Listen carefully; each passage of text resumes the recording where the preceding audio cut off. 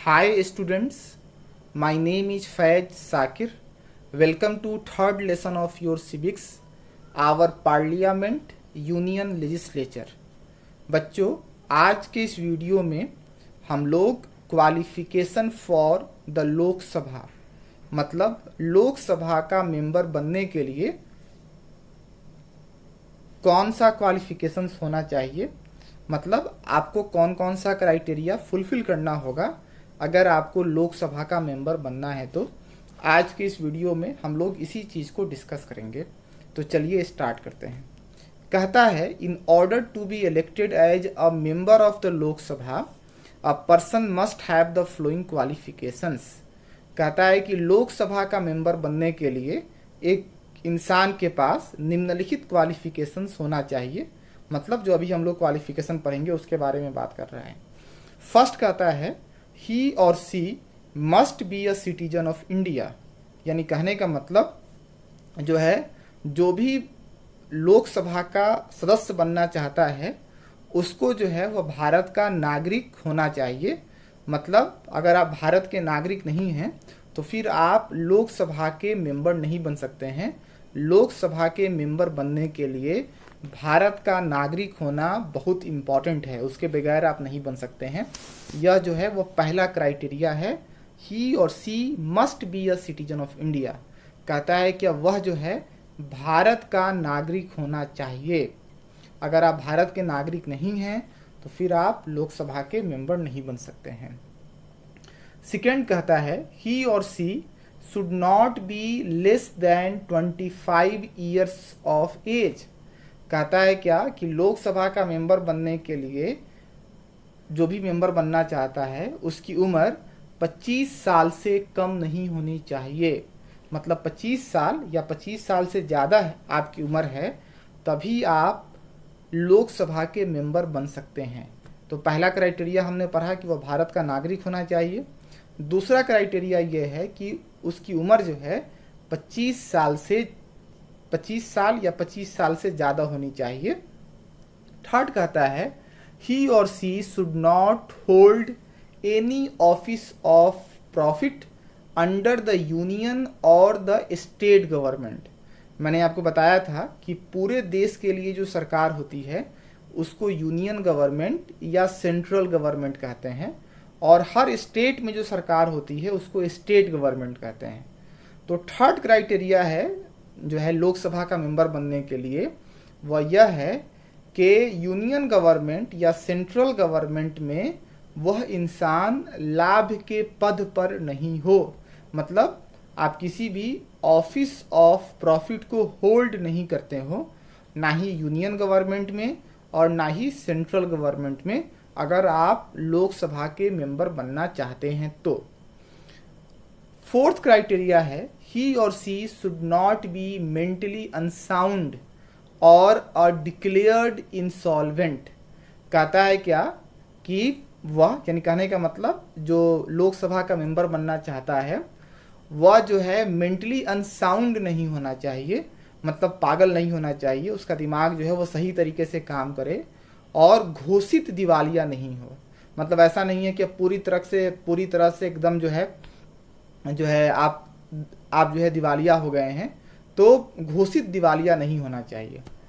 फिर कहता है, ही और she should not be a proclaimed offender. कहता है कि ना ही आप जो है डिक्लेयर्ड इंसॉल्वेंट होने चाहिए और ना ही आप प्रोक्लेम्ड ऑफेंडर होने चाहिए अगर आप लोकसभा के मेंबर बनना चाहते हैं तो। उसके बाद जो क्राइटेरिया है वह कह रहा है, हिज और her name should be in the electoral roll in any part of the country. कहता है कि देश के किसी ना किसी हिस्से में जो इलेक्टोरल रोल है, मतलब देखेंगे कि इलेक्शन देने के लिए जो इलेक्टोरल रोल में नाम होना आपका बहुत इम्पॉर्टेंट होता है। अगर आपको वोट देना है तो उसी के अकॉर्डिंग जो है आप वोट दे सकते हैं। तो कहता है क्या कि इलेक्टोरल रोल में देश के किसी ना किसी हिस्से में आपका नाम होना चाहिए अगर आपको लोकसभा का मेंबर बनना है तो हमने पढ़ा कि लोकसभा का मेंबर बनने के लिए कौन कौन सा क्राइटेरिया है। पहला क्राइटेरिया ये है कि आपको भारत का नागरिक होना होगा अगर आप लोकसभा का मेंबर बनना चाहते हैं तो। दूसरा क्राइटेरिया ये है कि उम्र 25 साल या 25 साल से ज़्यादा होना चाहिए। यूनियन, थर्ड क्राइटेरिया है कि यूनियन और स्टेट गवर्नमेंट में आप किसी भी ऑफिस ऑफ प्रॉफिट को होल्ड नहीं करते हो, यानी कहने का मतलब आप किसी लाभ के पद पर नहीं हो, आप मेंटली अनसाउंड नहीं हो, डिक्लेयर्ड इंसॉल्वेंट नहीं हो, ये चौथा क्राइटेरिया है। पांचवा क्राइटेरिया है कि आप प्रोक्लेम्ड ऑफेंडर नहीं हो अगर आप लोकसभा के मेंबर बनना चाहते हैं तो। और छठा क्राइटेरिया जो है, आपका नाम देश के किसी न किसी हिस्से में इलेक्टोरल रोल में आपका नाम होना चाहिए, तभी आप लोकसभा के मेंबर बन सकते हैं, या जो भी बनना चाहता है उसके लिए ये क्राइटेरिया है। अब थोड़ा सा हम लोग टर्म के बारे में बात कर लेते हैं। कहता है कि the term of the Lok Sabha is 5 years from the date of its first meeting. कहता है क्या कि जब पहली बार जब मतलब इलेक्शन हो गया, उसके बाद जब पहली बार जब लोकसभा की मीटिंग होगी उस दिन से लेकर 5 साल तक लोकसभा का टर्म होता है। मतलब 5 साल के बाद जो है आप देखिएगा कि लोकसभा जो है वह डिजॉल्व हो जाता है, राज्यसभा परमानेंट होता है। या फिर आप देखेंगे कि मान लीजिए कि बीच में ही सरकार गिर गई, जिस पार्टी को मेजॉरिटी आई थी या जिस जो है कोलेशन गवर्नमेंट को मेजॉरिटी आई थी उसने बहुमत अपना खो दिया, तो फिर ये टर्म जो है वह जैसे सरकार गिर जाएगी लोकसभा जो है वो डिजॉल्व हो जाता है, तो ये टर्म घट जाता है। कहता है कि this term can be extended by 1 year at the time of emergency. यानी कहने का मतलब 5 साल के लिए लोकसभा का टर्म होता है, लेकिन मान लीजिए कि देश में इमरजेंसी जैसा कोई हालात है तो फिर जो है इस टर्म को 1 साल के लिए और बढ़ाया जा सकता है। But it can't be extended beyond 6 months after the emergency ends. लेकिन कहता है कि एक बार जब इमरजेंसी ख़त्म हो जाएगा तो फिर आप जो है 6 महीने से ज़्यादा आप जो है इसको एक्सटेंड नहीं कर सकते हैं। तो कहने का मतलब ये है, यहाँ पर लिख रहा है but it can't be extended beyond 6 months after the emergency ends. मतलब जब इमरजेंसी ख़त्म हो जाएगा तो उसके 6 महीने के बाद आप इस पीरियड को एक्सटेंड नहीं कर सकते हैं, आपको इलेक्शन कराना होगा। तो Lok Sabha can be dissolved even before it's full term of 5 years। ये तो मैंने आपको बताया ही। कहता है क्या कि लोकसभा जो है वह 5 साल से पहले भी डिजॉल्व हो सकता है।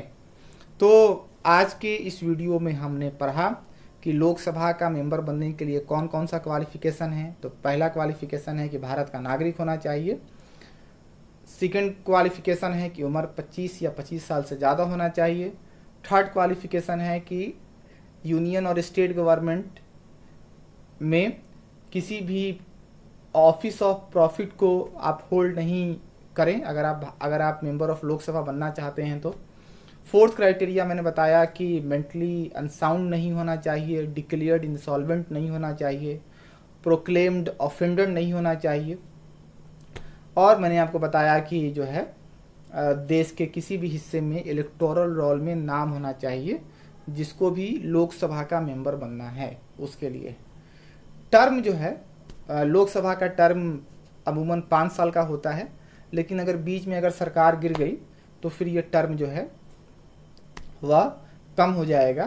कहता है कि इस टर्म को इमरजेंसी के हालात में, जब देश में इमरजेंसी घोषित हो तो उस हालात में 1 साल के लिए बढ़ाया जा सकता है, लेकिन जब इमरजेंसी ख़त्म हो जाएगी तो फिर 6 महीना से ज़्यादा आप इस पीरियड को एक्सटेंड नहीं कर सकते हैं। तो आज की वीडियो में हमने पढ़ा कि लोकसभा का मेंबर बनने के लिए कौन कौन सा क्वालिफिकेशंस होना चाहिए और टर्म जो है वह क्या है लोकसभा का। उम्मीद है कि आज मैंने जो आपको पढ़ाया है वह वीडियो इन्फॉर्मेटिव लगा होगा, समझ में आया होगा।